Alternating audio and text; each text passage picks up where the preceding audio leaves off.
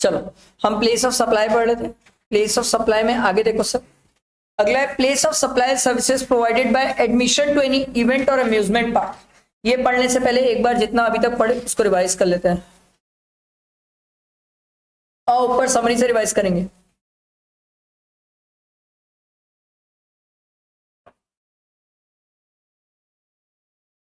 देखो, services provided in relation to immovable property, हमने बोला था सर अगर इमूवेबल प्रॉपर्टी से रिलेटेड सर्विसेज है या बोट या वेसल से रिलेटेड सर्विसेज है तो जहां इमूवेबल प्रॉपर्टी लोकेटेड है या इंटेंडेड टू बी लोकेटेड है वो हमारा क्या हो जाता है, प्लेस ऑफ सप्लाई। ठीक, अगर आपकी इमूवेबल प्रॉपर्टी आउटसाइड इंडिया चले गई है तो लोकेशन ऑफ द रेसिपिएंट, और अगर एक से ज्यादा स्टेट में तो जहां जहां इमूवेबल प्रॉपर्टी है वहां वहां आपका प्लेस ऑफ सप्लाई होगा। फिर हमने बोला था restaurant, catering services, personal grooming services, ये सब अगर सर्विसेज रही सर तो सरकार बोली सर ये सब सर्विसेज जहां पर एक्चुअली परफॉर्म की जा रही है वो आपका प्लेस ऑफ सप्लाई होगा। फिर था सर ट्रेनिंग और परफॉर्मेंस अप्रेजल सर्विसेज, याद है मैंने आप लोग को बताया था पुलिस की training, military training, corporate training, बहुत ट्रेनिंग होती है। तो ट्रेनिंग और performance appraisal services to a registered person हुआ तो लोकेशन ऑफ सच पर्सन, और किसी अनरजिस्टर्ड पर्सन को हुआ तो सर जहां पर ये सर्विसेज एक्चुअली परफॉर्म की जा रही है। ठीक है, यहां तक हम पढ़े थे। इसके बाद ये बोले थे sir services provided by way of admission to cultural, artistic, sporting, scientific, education, entertainment event, amusement park और सर्विसेज एंसिलरी देयर टू। याद है ये वाला पढ़े थे कि नहीं पढ़े ना ये? आओ नीचे डिटेल में पढ़ते हैं, इसका अच्छा एग्जाम्पल दूंगा, मजा आएगा, बहुत मजा आएगा।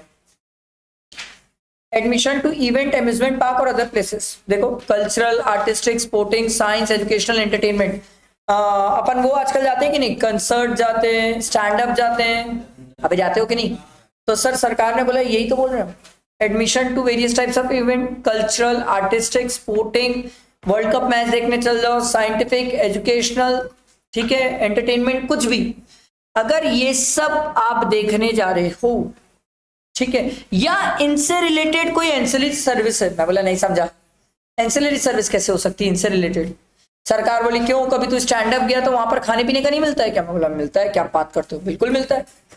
सरकार बोले एंसिलरी सर्विस, सपोर्टिंग सर्विसेज, मैं बोला एक आध और बताओ। सरकार बोली गरबा गया है, मैं बोला हाँ हाँ गरबा गया हूं। सरकार बोली admission to cultural events, garba हो गया। अब गरबा में क्या खाने पीने का भी होता है कि नहीं? होता है। क्यों गरबा में फोटोग्राफर नहीं होता है? होता है। कई सारी चीजें एंसिलरी, ये एक आध नहीं है, बहुत है, डिपेंड करेगा कहां पर क्या क्या है, बहुत सारी एंसिलरी चीजें होती है सर।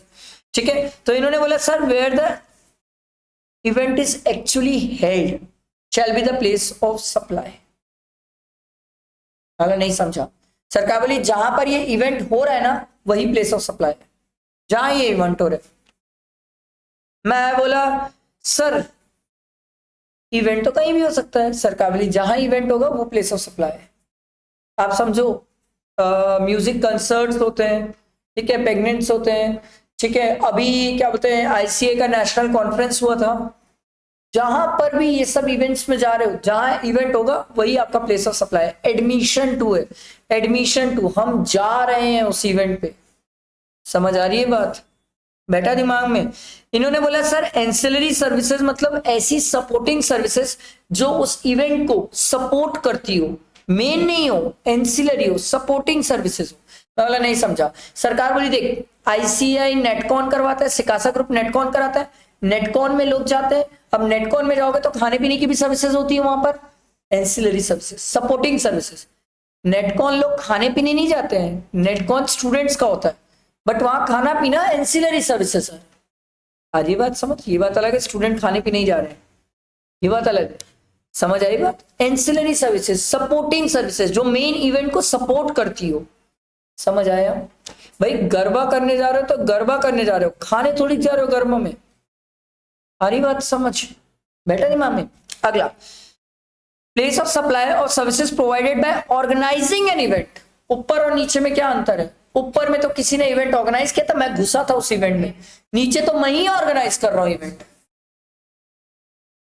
सरकार बोली organise cultural, artistic, sporting, science, educational, कोई भी हो सकता है, कॉन्फ्रेंस, फेयर, एग्जीबिशंस, सेलिब्रेशन, देखो सेलिब्रेशन, बर्थडे सेलिब्रेशन, समझ रहे हो? अभी सेलिब्रेशन समझते हो कि नहीं? आप देखो एक बात नोटिस करो, तो जितने इवेंट वाले हैं, दिवाली का इवेंट होता है, होली का इवेंट होता है, सब तो आ जाएंगे सेलिब्रेशंस, ठीक है। और अदर सिमिलर इवेंट, और कोई टोमेटिनो फेस्टिवल करा दो सालो, वो भी इसमें ही आएगा। टोमेटिनो पता है कि नहीं भाई? टमाटर फेंक फेंक के मारते हैं, Tomatino. Services ancillary to organisation of any event. मैं बोला एंसिलरी क्या होता है? सरकार बोली तेरे को पता है होली में MM फन सिटी में इवेंट होता है? मैं बोला हाँ होता है, बिल्कुल मैं जानता हूँ। बोले वहां पर ना खाने पीने का भी होता है? तो है। सरकार बोली एंसिलरी सर्विस। समझ आ रहा है? कोई भी हो सकती है एंसिलरी सर्विस, कोई भी हो सकती है, आप कोई भी देख सकते हो, समझ सकते हो। बहुत सारे इवेंट होते हैं, हर जगह एंसिलरी कुछ ना कुछ सर्विसेज होती है सर, सब कवर हो जाएगी, ठीक। और असाइनिंग ऑफ स्पॉन्सरशिप, बोला ये कब से होने लगा? बोले कभी गरबा की टिकट देख लेना अच्छे से, गरबा अच्छी जगह, बड़ी जगह गरबा जहां पर होता है, देखना लिखा होता है स्पॉन्सर्ड बाय करके, लिखा होता है टिकट में। तो जो ऑर्गेनाइज कर रहा है वही तो स्पॉन्सर ढूंढता है ना सर, कि मेरे इवेंट को कोई ना कोई स्पॉन्सर मिल जाए। क्रिकेट के ये जो छोटे छोटे टूर्नामेंट नहीं होते टेनिस के, इसमें भी तो स्पॉन्सर होता है sir, assigning of sponsorship to such event. बहुत कॉमन चीज है स्पॉन्सरशिप, कोई बड़ी चीज नहीं है। आप एक बार गरबा की टिकट उठा के देख लो सर, गरबा की टिकट में आपको आराम से अच्छी जगह गरबा की टिकट देखना, उसमें स्पॉन्सर लिखा हुआ रहता है, स्पॉन्सर्ड बाय ऐसे करके लिखा हुआ रहता है सर। अगर ये सब सर्विसेज प्रोवाइड कर रहे हो टू अ रजिस्टर्ड पर्सन, तो location of such person. Sir अगर पर्सन रजिस्टर्ड नहीं है तो आप ये बताओ इवेंट कहाँ हो रहा है? मैं बोला इंडिया में। तो सरकार बोली जहां पर इवेंट हेल्ड हो रहा है। मैं बोला इंडिया के बाहर अगर इवेंट करवा रहा हूँ तो? सरकार बोली फिर तो लोकेशन ऑफ द रेसिपिएंट है। मैं बोला अगर रेसिपिएंट भी इंडिया से बाहर है तो? सरकार बोली गधे, सेक्शन 12 पढ़ी क्यों रहे? फिर तो वो सेक्शन 13 में चल जाएगा जो आपके सिलेबस में नहीं है।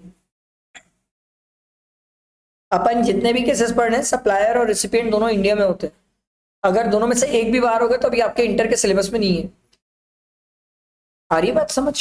बैठा दिमाग में? अपन अदर देन एक्सपोर्ट इंपोर्ट का काम पढ़ रहे हैं, मतलब पूरे इंडिया में ही है सर, सप्लायर रेसिपिएंट दोनों इंडिया में होना चाहिए। इवेंट हो सकता है बाहर, क्यों? एक बात बताओ, एक किसी के मम्मी पापा अपने बच्चों की शादी को दुबई में ऑर्गेनाइज नहीं करा सकते? सिंगापुर में डेस्टिनेशन वेडिंग नहीं हो सकती ऑर्गेनाइज?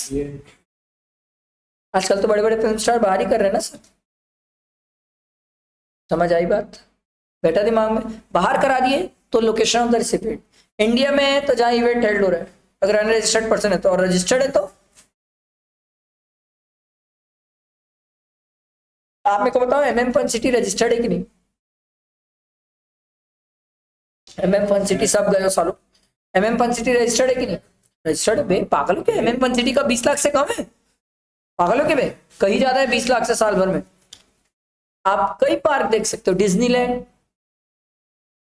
एंटार्क्टिका, मेफेयर, ये सब आपको लगता है 20 लाख के नीचे के होंगे? पागल हो क्या? रजिस्टर्ड है तो लोकेशन ऑफ सच पर्सन। समझ आया? अगर इवेंट एक से ज्यादा स्टेट्स में होता है तो सरकार बोलती है जहां जहां इवेंट हो रहा है वो प्लेस ऑफ सप्लाई है, वैल्यू हम डिसाइड करेंगे कि हमारे बीच में कॉन्ट्रैक्ट कैसे हुए। मैं बोला अगर आप लोगों के बीच में कॉन्ट्रैक्ट ही नहीं हुआ तो? सरकार बोली फिर हम गैप अप्लाई कर देंगे, general account accepted accounting principles. मैं बोला ये क्या होता है? सरकार बोली तेरे काम का नहीं है, फाइनल में होता है। बोला ऐसे पूरा बोला करो ना। तो मैं बोला मैं पढ़ू कि नहीं इसको? बोले नहीं इंटर वाले क्यों पढ़ेंगे ये सब काम का नहीं इंटर वाले। हाँ इंटर वालों के काम का ही नहीं है, फाइनल वालों के काम का है। फाइनल वालों में गैप के प्रिंसिपल्स होते हैं, आप पे है ही नहीं तो मैं कहां से लाऊं अकाउंट्स में? ठीक है, समझ आया? सभी एग्जाम्पल पढ़ेंगे अभी, मैं वेट कर रहा हूं, सब पढ़ो एग्जाम्पल एक बार, क्लैरिटी और अच्छी होगी।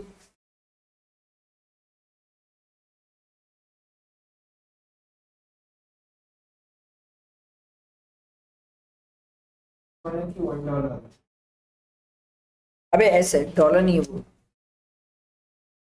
ऐसे स्टेट 1 स्टेट 2।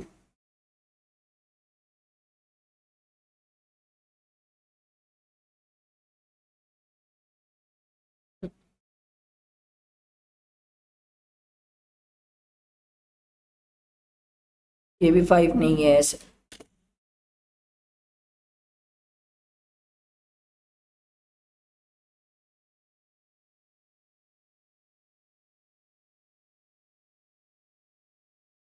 ये भी है ऐसे।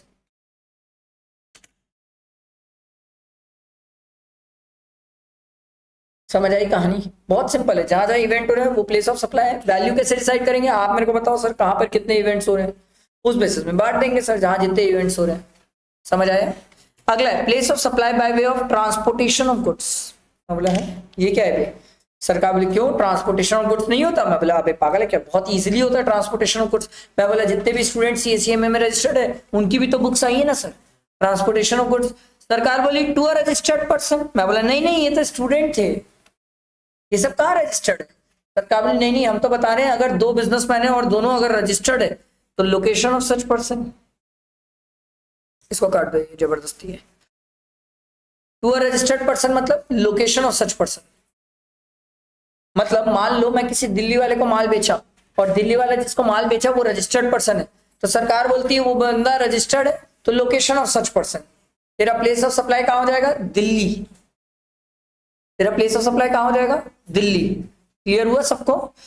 पर सर अगर कोई ऐसा पर्सन है जो अदर देन रजिस्टर्ड है, मैं बोला हाँ वो स्टूडेंट तो कोई भी रजिस्टर्ड नहीं है, सभी अनरजिस्टर्ड है स्टूडेंट। तो सरकार बोली जहां पर गुड्स हैंड ओवर किया जा रहा है वो प्लेस ऑफ सप्लाई होगा। मैं बोला गुड्स हैंड ओवर तो दिल्ली में हो रहा है क्योंकि इन लोगों की बुक्स दिल्ली से आती है। सरकार बोली वेरी गुड, जहां पर हैंड ओवर किया जा रहा है सर गुड्स, वही दे रहा क्या हो जाएगा?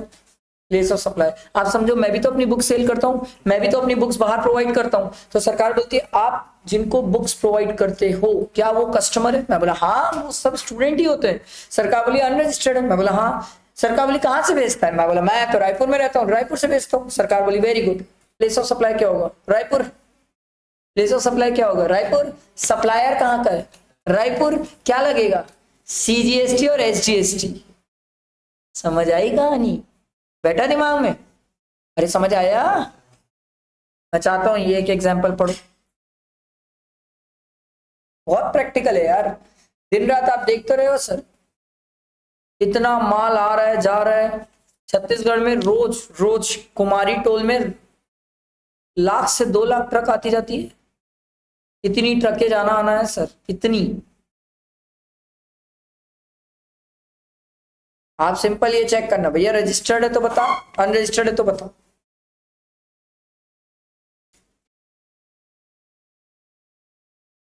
समझ आया?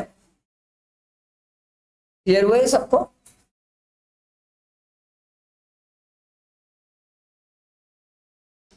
बढ़ू आगे। अगला सर पैसेंजर ट्रांसपोर्टेशन सर्विस। बोला ये क्या होता है? सरकार बोली पैसेंजर एक जगह से दूसरी जगह जा रहा है। मैं बोला वो तो मैं भी समझ गया। सरकार बोली अगर passenger transportation service to a registered person,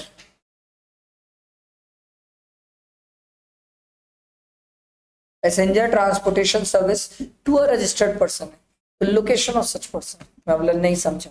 सरकार बोली मान लो वर्धमान सर, वर्धमान सर मान लो जीएसटी में रजिस्टर्ड है और कोई पर्सन वर्धमान सर को पैसेंजर ट्रांसपोर्टेशन सर्विस प्रोवाइड कर रहा है, तो सरकार बोलती है very very simple, Vardhaman sir कहाँ के हैं? मैं बोला रायपुर छत्तीसगढ़। सरकार बोले वही location of such person he place of supply होगा।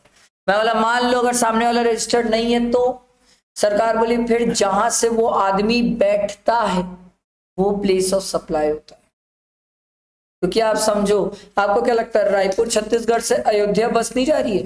जा रही है। तो क्या अयोध्या डायरेक्ट पहुंचती है? कोई बीच में दूसरे स्टेट्स नहीं आएंगे? आएंगे। हर स्टेट से अलग अलग जगह से बस मतलब लोग बैठेंगे सर। अब ये जो आप लोग हो कस्टमर्स हो, कस्टमर हो तो अनरिलेटेड मतलब अनरजिस्टर्ड हो, अगर रजिस्टर्ड होते तो पहले पॉइंट में कवर हो जाते हैं, आप लोग अनरजिस्टर्ड हो।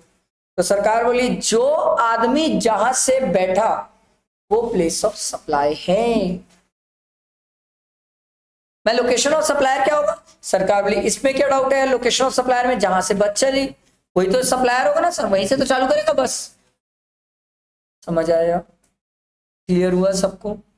बैठा नहीं दिमाग में? पक्का? तुमने बंद कर दो उसको, किसी को बंद कर दो।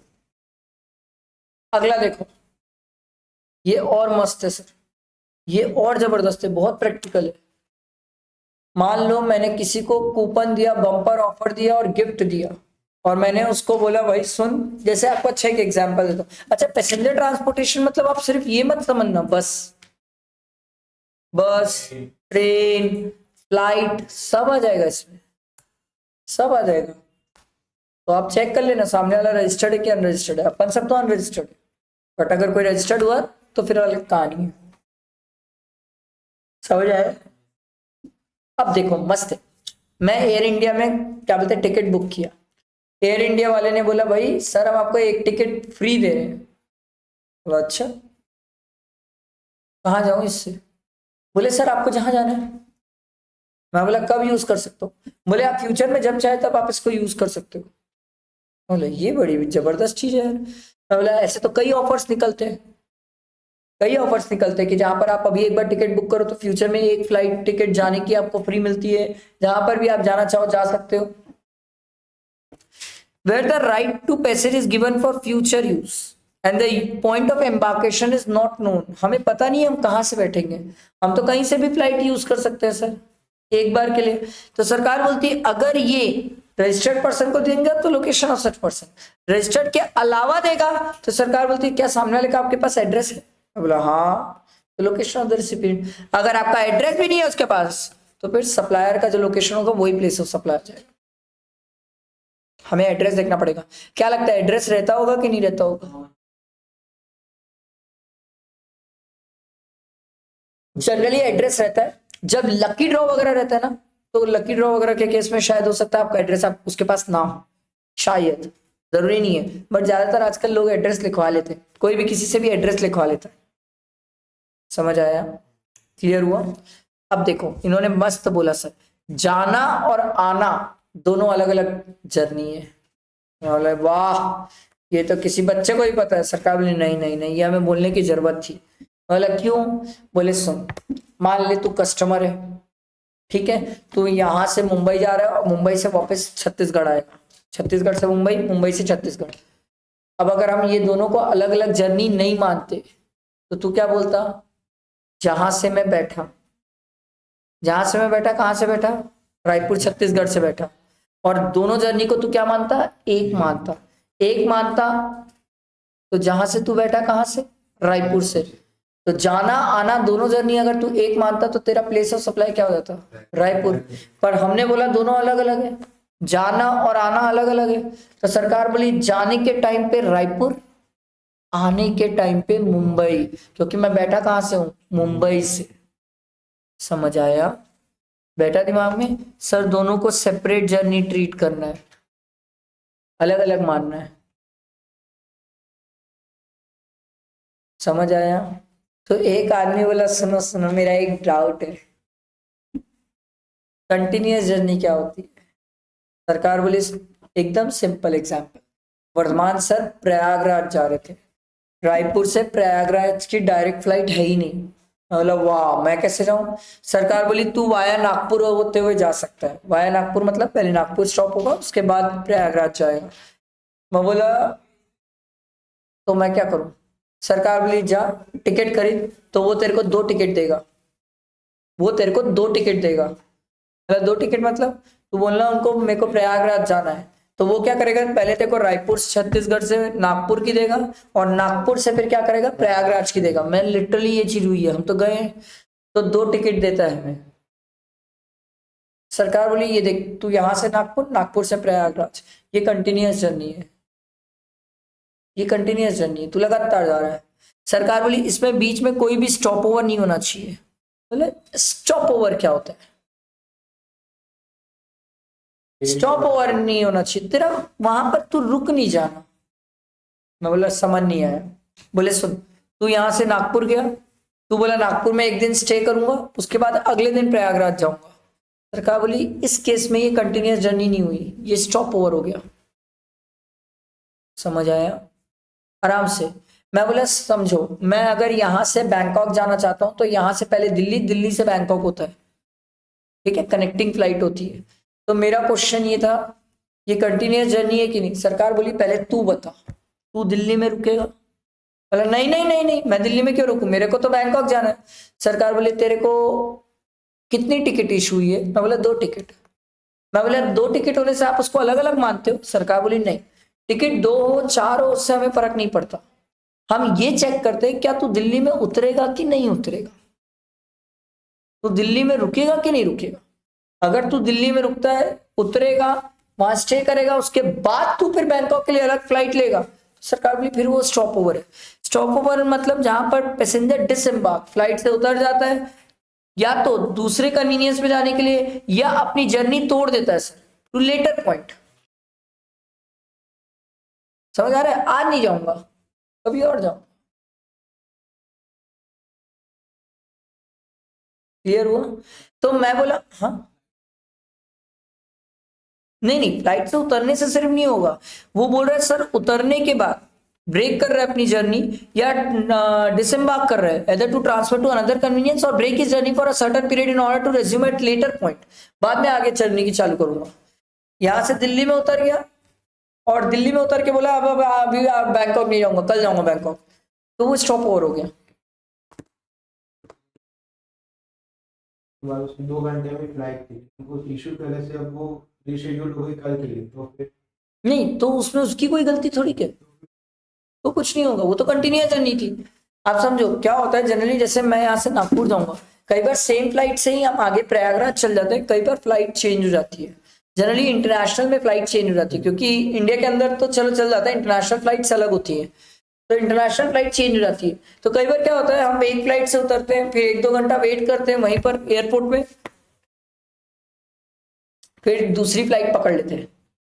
सरकार बोली सुन, यहां पर तेरी जर्नी में ब्रेक तो हुआ है ब्रेक, पर क्या इस जर्नी में ब्रेक का कारण ये था कि तू वहां से उतर के दूसरे दिन कंटिन्यू करेगा? मैं बोला नहीं नहीं, मैं तो भैया कंटिन्यू ही जाना चाहता था, कोई ऑप्शन ही नहीं था मेरे पास। समझ आ रही है बात? देखो यहां पर इन्होंने बोला सर कंटिन्यूअस जर्नी तब माना जाएगा there is no stopover between any legs of the journey for which one or more separate ticket or invoice is been issue. Stopover means place where passenger can disembark either to transfer to another convenience or break his journey for a certain period.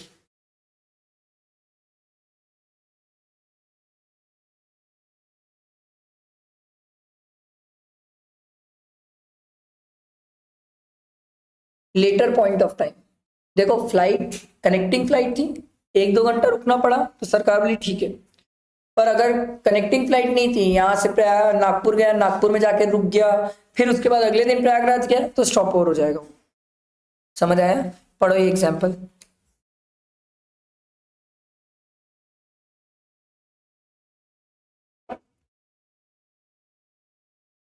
Registered person के लिए कोई लड़ाई नहीं है ना, location of such person.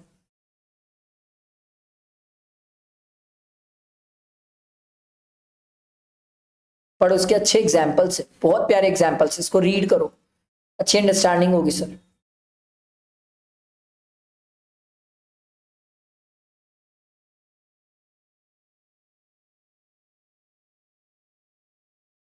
पहले वाला पढ़े, दूसरा वाला मस्त है, देखो दूसरे वाले में क्या बोल रहे हैं, एक टिकट इशू किया जिससे बैंगलोर पुणे अहमदाबाद पुणे बैंगलोर, मतलब ये आदमी बैंगलोर से चढ़ा और वापस बैंगलोर में ही आएगा, पर अहमदाबाद में हॉल्ट होगा इसका। तो इन्होंने बोला sir this will be treated as a continuous journey, check, दोनों जाना आना को अलग अलग ट्रीट किया जाएगा, और अलग अलग ट्रीट किया जाएगा मतलब समझ रहे हो सर, जाते टाइम हमारे लिए प्लेस ऑफ सप्लाई क्या होगा, बैंगलोर, यहां से बैठो, और आते टाइम, समझ आई बात?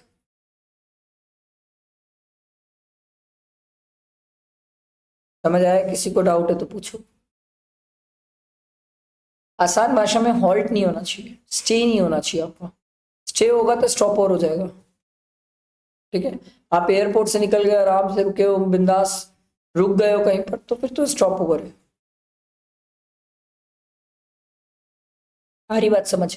और एक फ्लाइट से दूसरे फ्लाइट के बीच में अगर मान लो 2 घंटा 3 घंटे का गैप रहता है, तो कोई एयरपोर्ट छोड़ के नहीं जाता, नहीं जाता, क्योंकि भाई चेक इन में ही 1 घंटा लग जाता है, तो चेकआउट करेगा उसमें टाइम लगेगा, चेक इन करेगा 1 घंटा लग जाएगा, पागल के पे फिर फ्लाइट छूट जाएगी। नहीं पड़ता है।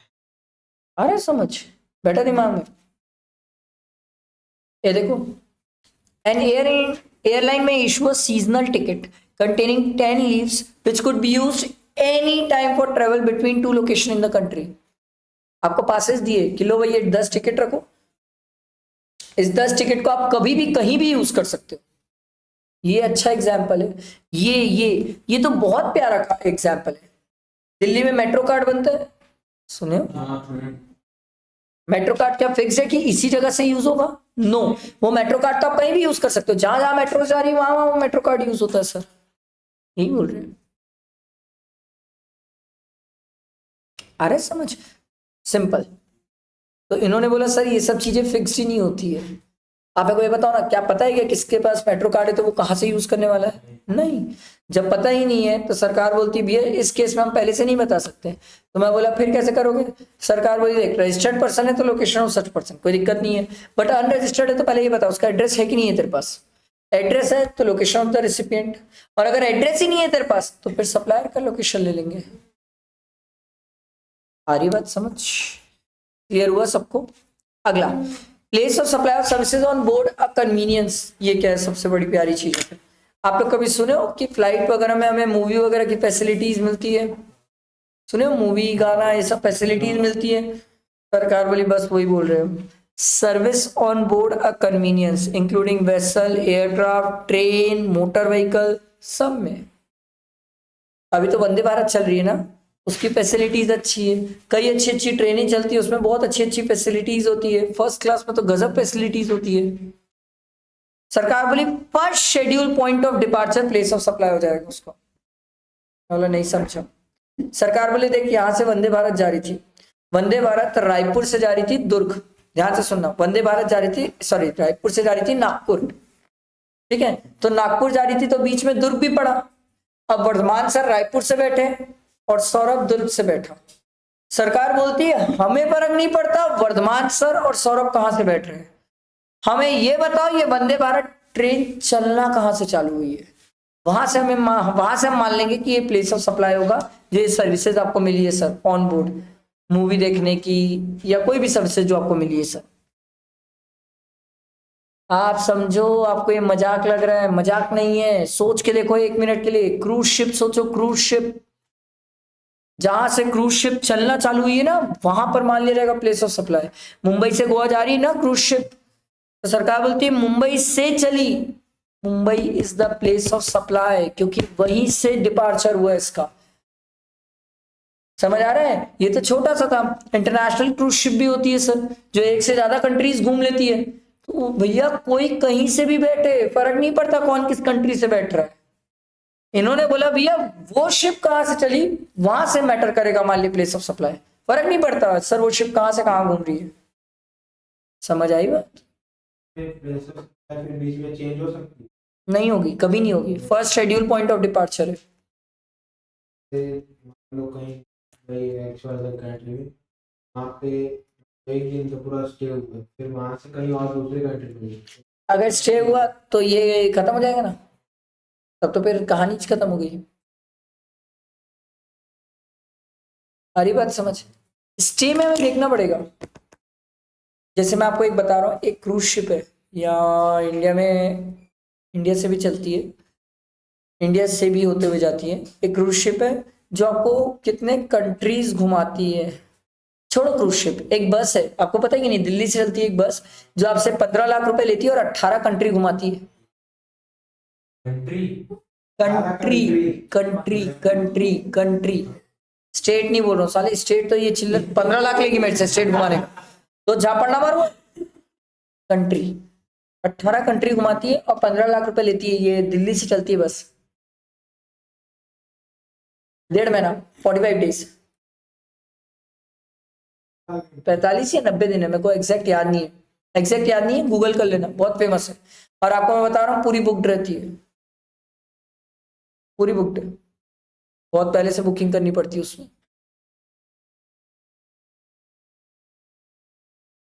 सारी बात समझ आया सबको? तो first schedule point of departure जहां से बस चली सर, बस तो दिल्ली से चल रही सर, अब ऑब्वियस सी बात है, आप समझो कोई बस में ही इतना ट्रेवल करेगा तो उसमें म्यूजिक वगैरह कुछ नहीं होगा क्यों? म्यूजिक मूवी ये सब फैसिलिटीज नहीं होगी क्या? कैसे नहीं होगी सर्विसेज? अभी गुजरात से चली थी ना एक प्लेन जिसमें दारू सर्व किया जा रहा था। क्या सुनते हैं यार। गुजरात से कभी क्या बोलते प्लेन, पहली बार हुआ था कि गुजरात में एक प्लेन चालू हुई थी जिसमें दारू मिलना अलाउड हुआ था। 2 घंटे के रास्ते गुजरात से बैंकॉक पहुंचते तक 2 घंटे में 3.5 करोड़ या 3 करोड़ की दारू पी गए थे लोग। तो गुजरात में कौन दारू दे रहा है? फ्लाइट में दारू दे रहे हैं। हवा में तो दारू पी सकता है भाई, हवा में तो दारू पी सकता है। मार लो। अरे समझ, बट एक बात मस्त वाली पता है आपको, वो यहाँ नहीं आएगा, दारू यहाँ में नहीं आएगा। कारण क्या है मैं आपको बता रहा हूँ, क्योंकि दारू इज अ गुड्स, सर्विस नहीं होती दारू, दारू इज अ गुड्स। तो गुड्स जो है वो हम सेक्शन 10 में पढ़ते हैं और सेक्शन 10 में आएगा, यहाँ नहीं आएगा। और दारू के केस में आप गुड्स का प्लेस ऑफ सप्लाई पता करके भी क्या करोगे? दारू पे तो जीएसटी नहीं है। आ रही बात समझ? बैठा दिमाग में? बट आप समझो इंटरनेशनल फ्लाइट में कई सारी एम्यूनिटीज और फैसिलिटीज होती है, जैसे गाना सुन सकते हो, मूवीज देख सकते हो, ये सब चीजें होती है सर। क्लियर हुआ सबको? पढ़ो इसको, सब पढ़ेंगे सर।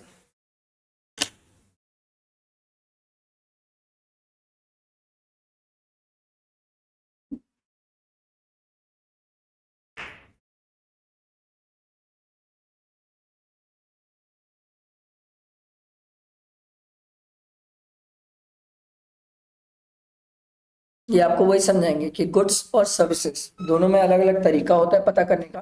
गुड्स तो आप कहीं से भी चढ़ाओगे दिखेगा, सर्विसेज चढ़ाई नहीं जाती है, इनटेंजिबल होती है तो दिखती नहीं है। इसलिए सर्विसेज में first schedule point of departure, और गुड्स के केस में जहां से गुड्स चढ़ रहे हैं। ठीक है, बट आगे की बात सेम है, अगर रजिस्टर्ड पर्सन हुआ तो लोकेशन ऑफ सच पर्सन, और अनरजिस्टर्ड हुआ तो कहानी वही सेम है। क्लियर हुआ सबको? अगला टेलीकम्युनिकेशन, ये तो आपको मेरे को बताना चाहिए सर। टेलीकम्युनिकेशन, अभी टेलीकम्युनिकेशन पता है कि नहीं? फोन वगैरह यूज करते हो ना, फोन, लैंडलाइन, इंटरनेट, ये डीटीएच यूज करते हैं घर में, सब आ जाएगा, सब सब सब सब आ जाएगा। तो determination of place of supply of telecommunication services, सरकार ने बोला बताओ भाई टेलीकम्युनिकेशन सर्विसेज की क्या कहानी है? सर इंटरनेट हो सकता है, डीटीएच हो सकता है, कुछ भी हो सकता है। तो सरकार बोली अगर किसी के घर में फिक्स टेलीकम्युनिकेशन लाइन है, मैं बोला मतलब, बोले लैंडलाइन, लीज सर्किट है, इंटरनेट बेस्ड सर्किट है, केबल है, डिश एंटीना है, तो सरकार बोल रही sir location where the telecommunication line, lease circuit, cable connection और dish antenna is installed, install कहाँ होता है? मेरे घर में। तो सरकार बोली वही प्लेस ऑफ सप्लाई है। अगर एक से ज्यादा स्टेट में लीज सर्किट लाइन चलती है तो क्या करेंगे सर? सरकार बोली जिस जिस स्टेट में चलती है वो जहां जहां इंस्टॉल करते जा रहे हो लीज सर्किट लाइन, वो प्लेस ऑफ सप्लाई होगा। मैं बोला एक आध एग्जाम्पल दे दूं। सरकार बोली तेको नहीं पता पूरा 5G केबल इंडिया में बिछा है? बोला हाँ, मेरे घर के बाहर भी खोद दिए थे। बोले वेरी गुड, वो तेरे घर के बाहर नहीं पूरे इंडिया में चल रहा है। तो समझ पूरे स्टेट्स में ये 5G केबल लाइन घूमे, तो अगर ये 5G केबल लाइन घूमे तो एक से ज्यादा स्टेट में घूमे। तो सरकार बोली एक से ज्यादा स्टेट में घूमे, जहां जहां जितने लीज सर्किट लाइंस घूमे वो सब प्लेस ऑफ सप्लाई है। बोला वैल्यू कैसे बांटोगे? सरकार बोली तरीका है ना, टेंशन क्यों लेता है ना। सरकार बोली देख place of supply shall be determined in the following manner. Number of point in the circuit will be determining the following manner in which case of the circuit between 2 points. The starting point of place of the circuit and the end point of the place of circuit will invariably constitute 2 points. Any intermediate points or place of circuit will also constitute a point. इन्होंने बोला शुरू और आखिरी ये दोनों point count किए जाएंगे, और बीच में जितने पॉइंट्स होंगे वो सब भी काउंट किए जाएंगे sir. The supply shall be treated as made in each of the respective states or union territory in proportion to the number of points lying in the state. Her state में कितने points हैं ये आप और मैं पहले से नहीं बता सकते। हमें ट्राई के पास जाना पड़ेगा, टेलीकम्युनिकेशन अथॉरिटी ऑफ इंडिया के पास जाना पड़ेगा और उनसे पूछना पड़ेगा ये जो आप एयरटेल का 5G केबल बिछवाए हो, छत्तीसगढ़ में कितना केबल है सर्किट पॉइंट्स है और एमपी में कितना सर्किट पॉइंट है वो बताएंगे सर, बता देंगे आपको। और जितना वो बताएंगे वो सब पॉइंट्स प्लेस ऑफ सप्लाई है, और वो सब पॉइंट्स के बेसिस में अपन डिसाइड करेंगे कि वैल्यू कैसे बांटना है। समझ आया? बैठा दिमाग में? देखो इसको पढ़ो, पहला एग्जाम्पल इलस्ट्रेशन पहला पढ़ो, ये वही समझा रहा है आपको, पढ़ो पहला इलस्ट्रेशन।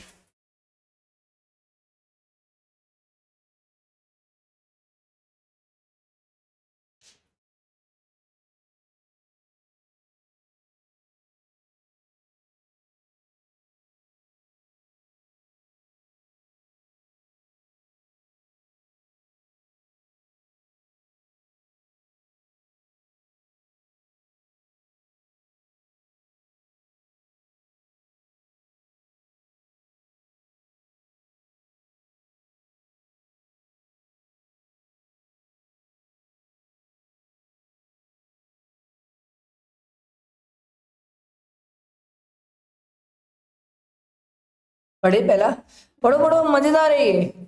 सेकेंड वाला एग्जाम्पल पढ़ो, जितने स्टेट्स में घुमाओगे लीस्ट सर्किट लाइन, कौन से स्टेट में कितने पॉइंट्स आ रहे हैं उसके बेसिस में बांटेंगे। देखो पढ़ो पढ़ो पढ़ो, चेन्नई, बेंगलुरु, मसूरी, तीनों। तीनों पढ़ ली? चिट्ठी के बाद यही है। अच्छा होता रहता है।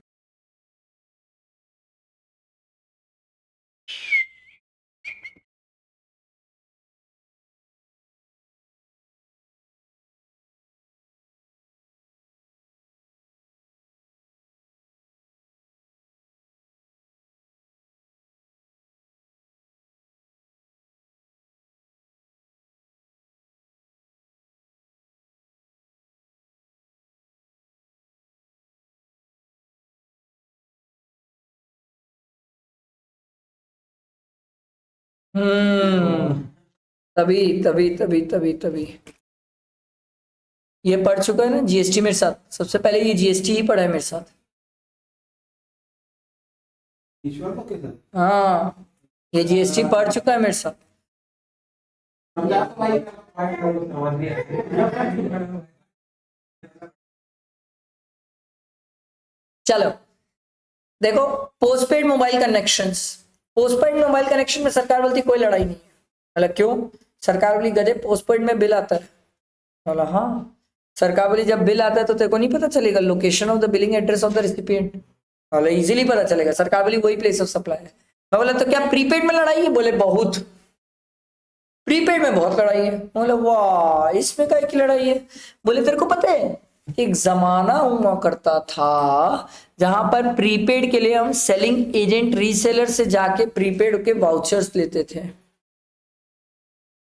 किराना दुकान वाले रखते थे वाउचर। बचपन में, मेरा बचपन था, ऐसे कार्ड लेके आते थे, ऐसे स्क्रैच करते थे और फिर रिचार्ज करते थे हम लोग, हमारा बचपन था। तो सरकार बोली address of the selling agent reseller. मैं तो किया हूं भाई, एड्रेस ऑफ द रीसेलिंग और सेलिंग एजेंट, ठीक है, as per the record of the supplier वो प्लेस ऑफ सप्लाई हो जाएगा। By any person, by any person, कोई भी आदमी बेच रहे टू द फाइनल सब्सक्राइबर, तो sir where such payment is received और सच वाउचर्स आर सोल्ड। अगर कोई भी आप देखो सेलिंग एजेंट बेचता है तो सरकार वाली कोई दिक्कत नहीं है। हमने ऑथराइज किया था, मैं बताऊं, मेरे घर के एक पास में किराना दुकान वाला था, उसके पास सबके ना वाउचर्स मिलते थे। तो मैंने एक दिन ना उससे पूछा था, भैया ये वाउचर आप कैसे दे देते हो? बोले भाई मेरा ना कंपनी से टाई अप है, मैं सबके वाउचर सेल करता हूँ। तो वो उसका सेलिंग एजेंट था, तो जहां पर सेलिंग एजेंट है वही प्लेस ऑफ सप्लाई हो गया। ठीक। कई बार क्या होता है सेलिंग एजेंट नहीं होते हो आप, फिर भी आप वाउचर बेचते हो। कई लोग क्या होता है किसी को और के पास से सेलिंग एजेंट से वाउचर ले आते हैं। गाँवों में तो ये चलता है, सेलिंग एजेंट से क्या करते हैं वाउचर ले आते हैं और अपनी किराना दुकान में रखते हैं, वाउचर बेचते हैं, 10-10 रुपए एक्स्ट्रा लेते हैं और वाउचर बेच देते हैं। बहुत हुआ है ये सब मेरा जमाना है सर, आप लोग का जमाना ही है, आप लोग का जमाना ही है। अपन आजकल पेटीएम, फोन पे, गूगल पे ये सब यूज करते हो, रिचार्ज कर लेते हो। सरकार वाली location of the recipient on the record of the supplier of service. एक बात बताओ, एयरटेल वाले के पास मेरा एड्रेस है कि नहीं? है ना? बात करते हैं वाईफाई में बात करते ही गए। क्या यार,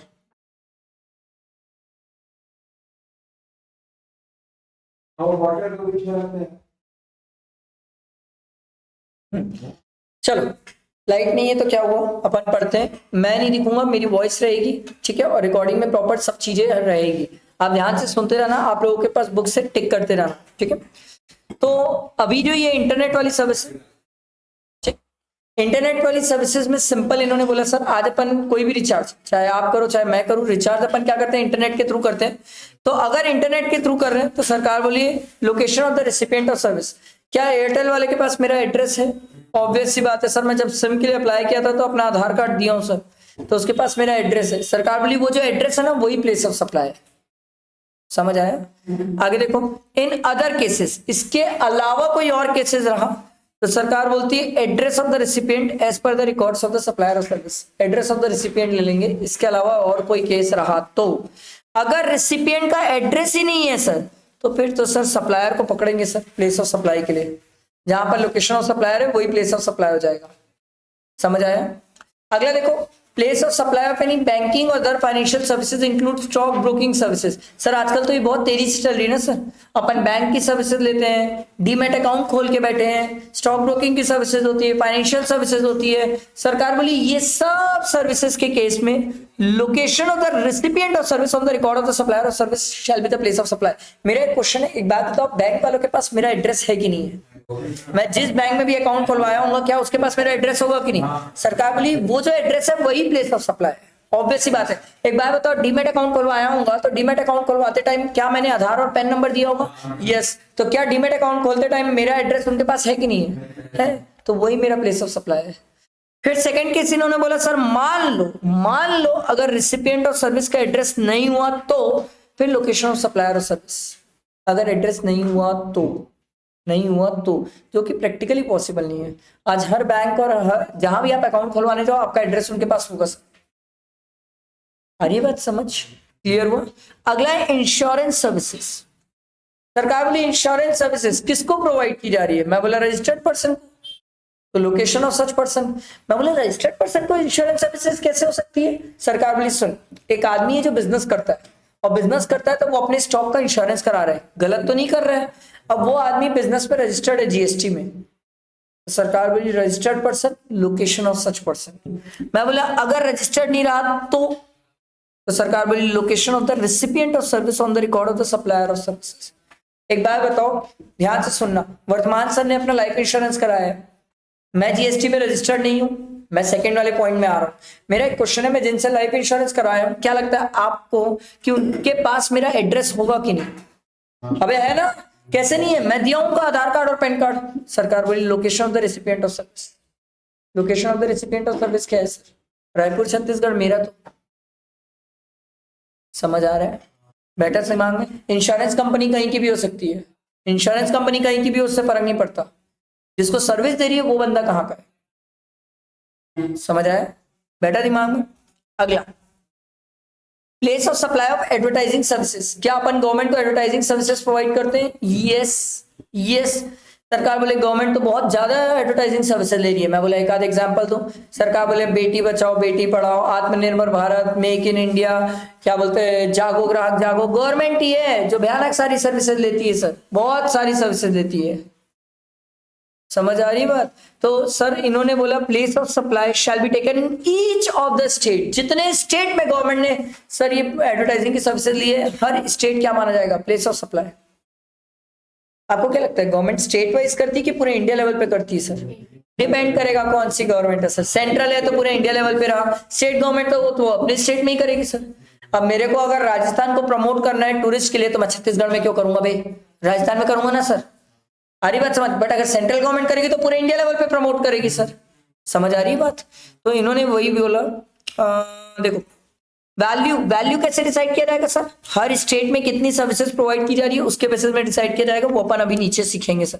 ठीक है, देखो manner of determination proportionate value of service. Value के लिए लड़ रहे sir. Value of service in the absence of contract. अगर कॉन्ट्रैक्ट में कुछ ना बोले तो गवर्नमेंट अगर पूरे इंडिया में कोई एडवर्टाइजिंग की सर्विसेज ली है तो उसकी वैल्यू कैसे बांटी जाएगी? क्या बोल रहा हूं? समझ आया? समझ आया? बैठा दिमाग में? कोई है जो गवर्नमेंट को एडवर्टाइजिंग की सर्विसेज दे रहा है, गवर्नमेंट बोल रही है बेटी बचाओ बेटी पढ़ाओ पूरे इंडिया में फैला दो, अब पूरे इंडिया में फैला दो तो ये सर्विस पूरे इंडिया में यूज हो रही है सर। तो देखो प्लेस ऑफ सप्लाई तो जहां जहां एडवर्टाइजमेंट हो रही है उसमें कोई लड़ाई नहीं है, बट दिक्कत ये है सर वैल्यू कैसे डिसाइड करें। तो सरकार बोली बताओ भैया वैल्यू डिसाइड करने के लिए बहुत सारी चीजें हैं सर। सबसे पहले सरकार ने बोला बताओ भाई न्यूज़पेपर मैगजीन कहां पर डाल रहे हो, भैया ऐड कहां जा रही है, न्यूज़पेपर मैगजीन पब्लिकेशंस। सरकार बोली सर जितना भी अमाउंट पेबल है for publishing and advertisement in all the edition of newspaper और publication which are published in the state.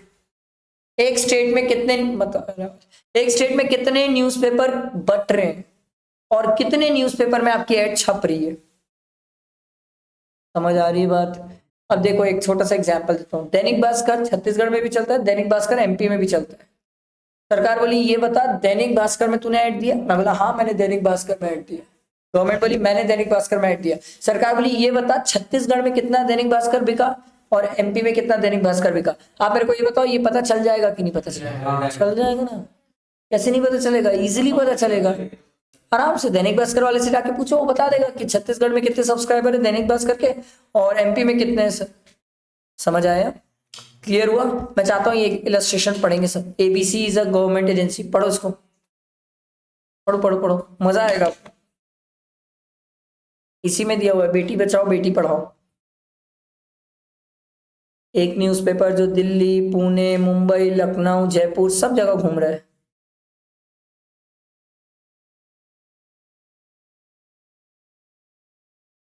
अगर किसी को पता हो तो पुणे और मुंबई महाराष्ट्र में आ जाते दोनों, वो दोनों ही महाराष्ट्र के अंदर है। दिल्ली अलग हो गया, लखनऊ अलग हो गया, जयपुर अलग हो गया।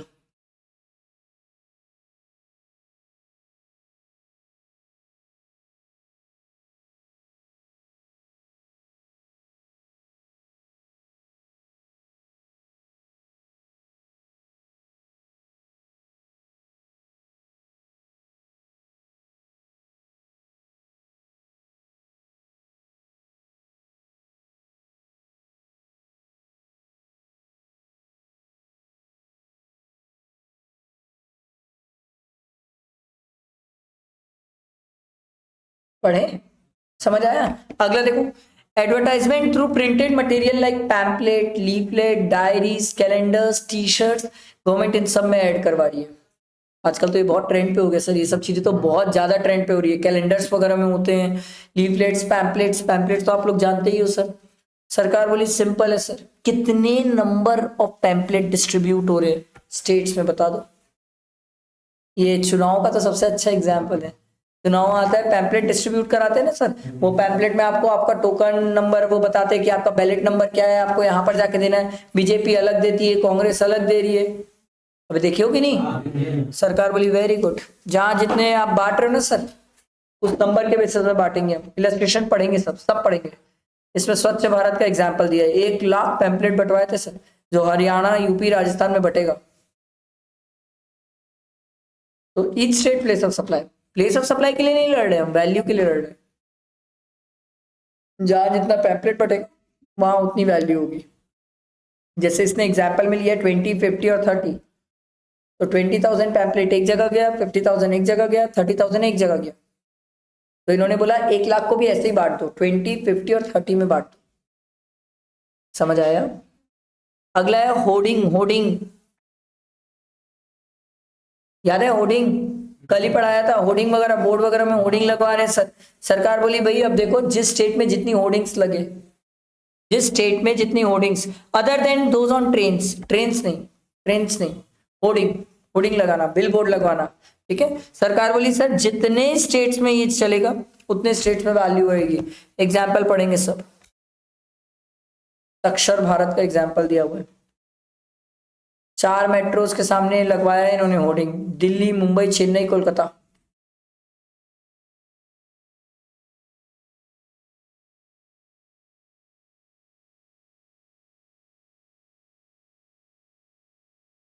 समझ आया। अगला एडवर्टाइजमेंट ऑन ट्रेन। सरकार बोली जितनी लंबी ट्रेन की ट्रैक है हर एक स्टेट में उसके बेसिस में वैल्यू बांटेंगे। मैं बोला अबे ओ पागल, मैं बोला मैं आप क्या चाहते हो मैं स्केल लेके नापना चालू करूं कि एक ट्रेन छत्तीसगढ़ में कितने किलोमीटर ट्रेवल करती है। सरकार बोली अबे वो पागल, तू पागल, तू जा ट्रेन का रूट चेक कर, तेरे को पता चल जाएगा कि छत्तीसगढ़ में कितना किलोमीटर ट्रेन ट्रेवल करती है, छत्तीसगढ़ से बाहर दूसरे स्टेट में कितना ट्रेवल करती है। उसके बेसिस में अगर उस ट्रेन में जुबा केसरी की ऐड हुई, जुबा केसरी विमल, विमल ही तो है ना, हाँ विमल, तो सरकार बोली जितनी जगह वो ट्रेन जा रही है उतनी जगह जुबा केसरी दिख रहा है। सरकार बोली हम लेंथ के बेसिस में वैल्यू बांटेंगे। जैसे मान लो एक एग्जाम्पल है, 500 किलोमीटर छत्तीसगढ़ में चली, एमपी में 300 किलोमीटर चली, तो सरकार बोली जितनी भी वैल्यू सप्लाई है उसको दो बेसिस में बांट देंगे, 500 छत्तीसगढ़ का, 300 एमपी का। पढ़ो पढ़ो पढ़ो, एग्जाम्पल पढ़ो। सरकार का दिया हुआ जननी सुरक्षा योजना,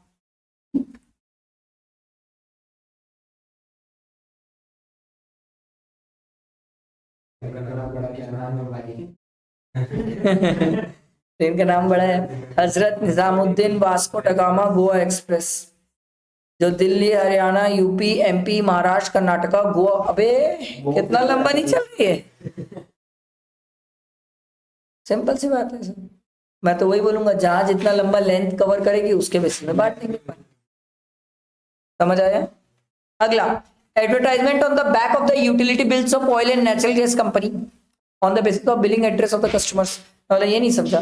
सरकार बोली कभी तू एचपी वगैरह का बिल देखा है? मैं बोला हाँ मैं देखा हूँ। सरकार बोली देखना उसके पीछे भी गवर्नमेंट एडवर्टाइजमेंट्स करती है। मैं ये नहीं देखा हूँ। सरकार बोली देखना गवर्नमेंट क्या करती है, कई बिल होते हैं उन बिल के पीछे एडवर्टाइजमेंट करती है।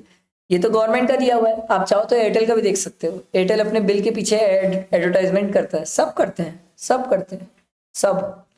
तो सरकार बोली उस केस में अपन क्या करेंगे सर, जितनी जगह कस्टमर के बिलिंग एड्रेस होंगे उस बेसिस में बांट देंगे सर। मैं बोला नहीं समझा। सरकार बोली एकदम सिंपल है, एक बात समझ, हम एचपी का गैस, एक एग्जांपल दे रहा हूँ, हम भारत का समझ लो, भारत क्या है, भारत का ही तो गैस है ना, भारत करके भी एक गैस सिलेंडर है, ठीक है, भारत की एजेंसी लोग लेते हैं। जैसे अब मान लो ये भारत गवर्नमेंट का है, तो भारत का सिलेंडर सर छत्तीसगढ़ में भी बिकता है, भारत का सिलेंडर एमपी में बिकता है। सरकार बोली हमें ये बता छत्तीसगढ़ में कितने कस्टमर है भारत के और एमपी में कितने कस्टमर है भारत के। जहां जितने कस्टमर होंगे ना उन कस्टमर के बेसिस में अपन बांट देंगे। समझ आया। बिलिंग एड्रेस, कस्टमर की बिलिंग एड्रेस। अगला दिया हुआ sir railway ticket, railway ticket के पीछे ऐड दिए सर। मैं बोला आप कैसे बांटोगे? सरकार बोली जितने रेलवे स्टेशन वो टिकट कवर करेगी उसके बेसिस में बांट देंगे। अब मेरे को एक बात बताओ, टिकट देख के पता चलेगा कि नहीं कि वो रेलवे स्टेशन कहाँ कहाँ जाने वाली है? ऐसे नहीं पता चलेगा भाई, उसमें लिखा तो है कि कहाँ से डिपार्चर हो रही है, कहाँ पहुंचेगी सर, बिल्कुल पता चलेगा। सरकार बोली बिल्कुल वैसे देख लेंगे। चाहो तो इलस्ट्रेशन पढ़ो, देखो ABC has release an order to MN for display of advertising relating to the Ujala scheme, Ujjwala scheme, government की होगी स्कीम, सब स्टेशन में जाती है, एमपी छत्तीसगढ़ के पूरे स्टेशन में कवर करती है। तो फिर पता कर लो भाई एमपी में कितने स्टेशन है, छत्तीसगढ़ में कितने स्टेशन है, जिसके जितने स्टेशन उस बेसिस में वैल्यू बांट देना सर। और मेरे हिसाब से एमपी के स्टेशन ज्यादा है, छत्तीसगढ़ के स्टेशन कम है, छोटा है छत्तीसगढ़, एमपी बड़ा है। समझ आया। इसके भी इन लोग नहीं रुके, क्यों? गवर्नमेंट रेडियो में ऐड देती है कि नहीं देती है? एक आध बार रेडियो सुन लेना, बिल्कुल देख लेना। सरकार बोली वेरी सिंपल, जितनी जगह रेडियो टेलीकास्ट हो रहा है उतनी जगह देख लेंगे अपन। एग्जाम्पल पढ़ लो, प्रधानमंत्री उज्ज्वला योजना ब्रॉडकास्ट हो रहा है on an FM station OP, OP Kolkata, OP Bhubaneswar, OP Patna, OP Ranchi, OP Delhi. तो सरकार बोली जितने स्टेशन में हो रहा है बांट देंगे उसमें।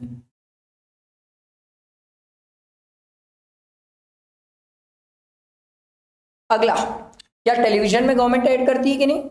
हाँ, कौन बोला नहीं करती है? सरकार बोली व्यूअरशिप देख लेंगे। तो बोले एक मिनट, ये व्यूअरशिप आपको कैसे पता चलेगी? सरकार बोली सब पता चलता है, ब्रॉडकास्ट ऑडियो रिसर्च काउंसिल होता है जिनसे आपको व्यूअरशिप पता चल जाएगी कि किस स्टेट से कितनी चीजों की व्यूअरशिप आ रही है। भैया यूट्यूब भी बताता है कौन से स्टेट से कितनी व्यूअरशिप आ रही है, तो ये भी बताते हैं कितनी व्यूअरशिप आ रही है। तो सरकार बोली अगर गवर्नमेंट कोई भी ऐड करती है तो जहां पर जितनी व्यूअरशिप आती है उस बेसिस में बांट देते हैं। अरे समझ। मैं बोला व्यूअरशिप कब की देखोगे? अभी तो ये प्रोग्राम चलना चालू हुआ है, इसकी व्यूअरशिप तो बाद में पता चलेगी। सरकार बोली एक काम करते हैं, अगर मान ले तू अप्रैल मई जून इस क्वार्टर का देखना चाहता है टैक्स जीएसटी का, तो हम पिछले क्वार्टर का व्यूअरशिप देख लेंगे। मतलब पिछला क्वार्टर क्या होता है, जनवरी फरवरी मार्च। बोले जनवरी फरवरी मार्च की देख लेंगे कि स्टेट से व्यूअरशिप कितनी है, उस बेसिस में आगे का बांट देंगे वैल्यू। समझ आया क्या बोला, समझ आया।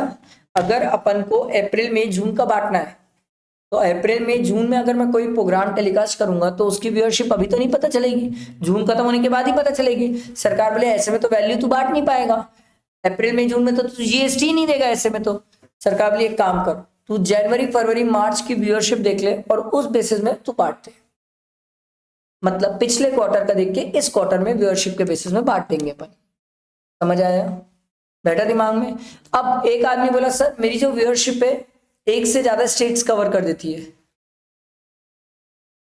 मैं बोला ये क्या होता है।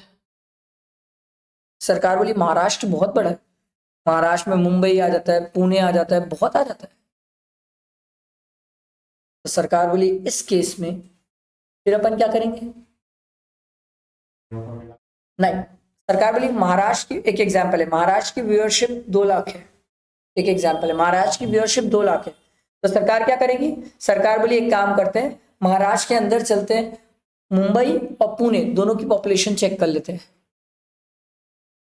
दोनों की पॉपुलेशन चेक कर लेते हैं और फिर पॉपुलेशन के बेसिस में मुंबई और पुणे में बांटेंगे। क्या बोला, समझ आया, बैठा दिमाग में। पढ़ो सर।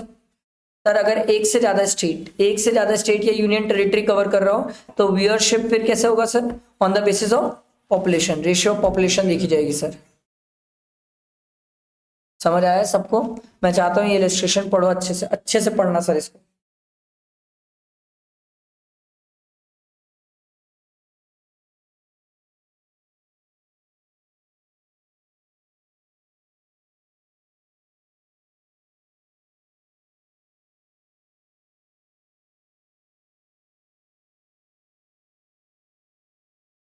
पढ़ो, ये अच्छा एग्जाम्पल है, आपको समझाएगा कैसे व्यूअरशिप के बेसिस में बांटा है।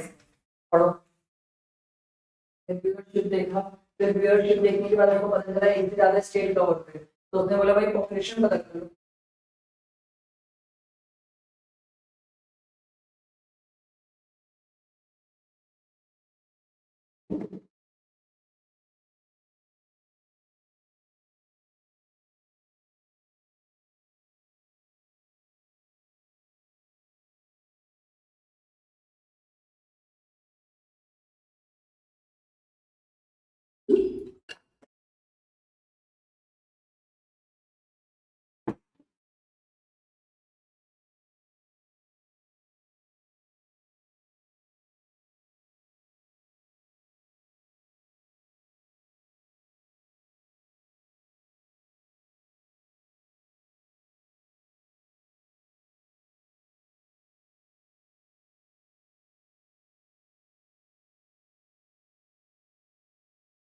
पहले व्यूअरशिप के बेसिस में बांटा, आगे पॉपुलेशन नहीं चल रहा था।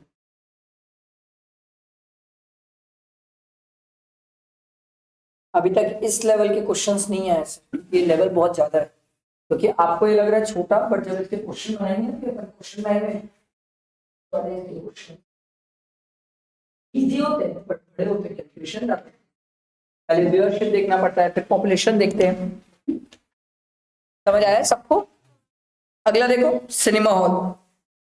क्या लगता है गवर्नमेंट मुकेश की ऐड कर रही है कि नहीं, कि सिगरेट मत पियो, और भी गवर्नमेंट कई सारी स्कीम्स की ऐड करती रहती है, सिनेमा वगैरह में भी करती है। तो सरकार बोली भैया बता दो कितने हॉल्स और कितने स्क्रीन्स है, उसके बेसिस में बांट देंगे। जैसे रायपुर में पीवीआर 3 है, 4 हो गए अब तो, पीवीआर 4 है, तो सरकार बोली 4 पीवीआर का यहाँ पर वैल्यू आएगी, जहां जितने स्क्रीन्स चलेंगे, जितने स्क्रीन्स में ऐड हो रही होगी उसके बेसिस में बांट देंगे। सारी बात समझ। प्लेस ऑफ सप्लाई में लड़ाई नहीं है, प्लेस ऑफ सप्लाई तो जहां जहां स्क्रीन में चल रही है वो प्लेस ऑफ सप्लाई है। लड़ाई इसमें कि वैल्यू कैसे बांटेंगे, तो इन्होंने बोला सर जितनी जगह नंबर ऑफ स्क्रीन होंगे उसके बेसिस में बांट देंगे। समझ आया, बैठा दिमाग में। ठीक, इसके बाद अगला दिया हुआ है internet on the basis of internet subscriber. क्या लगता है गवर्नमेंट इंटरनेट के थ्रू क्या बोलते हैं आजकल एडवर्टाइजमेंट कर रही है कि नहीं, हाँ बहुत करती है आजकल गवर्नमेंट इंटरनेट के थ्रू। सबसे ज्यादा तो आजकल गवर्नमेंट रील्स बना बना के सर इंटरनेट बना के थ्रू क्या बोलते शेयर करना चालू कर दिया है। सरकार बोली फिर तो इंटरनेट सब्सक्राइबर देख लो सर, उस स्टेट के कितने इंटरनेट सब्सक्राइबर है। मैं बोला अगर एक से ज्यादा स्टेट कवर कर लिए तो क्या करेंगे, फिर पॉपुलेशन बीच में लाएंगे। पहले तो आप इंटरनेट सब्सक्राइबर देख लो सर, उस स्टेट का इंटरनेट सब्सक्राइबर कितने हैं सर। ठीक है, आपको सब्सक्राइबर का डाटा मिल जाएगा, ट्राई के पास जाओ, इंटरनेट सब्सक्राइबर के डाटा मिल जाएंगे सर। क्या लगता है एयरटेल वाले को नहीं पता है कितने सब्सक्राइबर है? सब पता है, सब पता है। और एक से ज्यादा स्टेट रहा तो किसके बेसिस में बांटेंगे फिर अपन? पॉपुलेशन। वही कहानी जो ऊपर सीखे हम। चाहो तो ये एग्जाम्पल पढ़ा हुआ इलस्ट्रेशन पढ़ सकते हो, ऐसा एग्जाम के लिए तो नहीं काम कर सकते। फिर अगला है SMS on the basis of subscribers. क्या गवर्नमेंट एसएमएस भेजती है? हाँ हाँ, आजकल तो गवर्नमेंट एसएमएस के थ्रू भैया इनकम टैक्स रिटर्न डाल दो, डाल दो, 31 जुलाई लास्ट डेट है, इनकम टैक्स रिटर्न डाल दो। तो सरकार कर रही है सर, एसएमएस के थ्रू भी कर रही है। फिर बताओ भाई टेलीकॉम वाले से पूछो कितने सब्सक्राइबर है जिनको ये मैसेज भेजा जा रहा है सर। अरे समझ, लास्ट क्वार्टर का यूज करेंगे सर, मतलब जिस क्वार्टर में बैठे उससे पहले वाले क्वार्टर का डाटा यूज कर लेंगे अपन। समझ आया? और अगर एक से ज्यादा एरिया कवर कर लिए तो क्या हो जाएगा? On the basis of population हो जाएगा। समझ आया? ये इलस्ट्रेशन आप चाहो तो एक बार रीड कर सकते हो, जस्ट रीड करना, इसमें ज्यादा घुसना मत सर। और ये जो एडवर्टाइजमेंट वाला है ना सर, ये हम पढ़ चुके हैं, पहले ही पढ़ चुके हैं, इसको काट दो। हम ऊपर पहले ही इसको डिटेल में रीड कर चुके हैं सर। याद है वो जो खंबे गड़े हुए रहते हैं जमीन से, उसमें ऐड दिखाना, या किसी और के जगह खरीद के वहां पर खंबा गाड़ के ऐड दिखाना। याद आया? ये लास्ट क्लास में पढ़े हुए हैं, इसको अलग से पढ़ने की जरूरत वापस नहीं है, ये सर्कुलर सेम है सर। समझ आया? इतना ही था हमारा ये चैप्टर। ये चैप्टर हमारा कंप्लीट हुआ, ये चैप्टर हमारा कंप्लीट हुआ। अभी क्वेश्चंस बचे हैं, इसके क्वेश्चंस अपन नेक्स्ट क्लास में करते हैं। ठीक है। आ गया।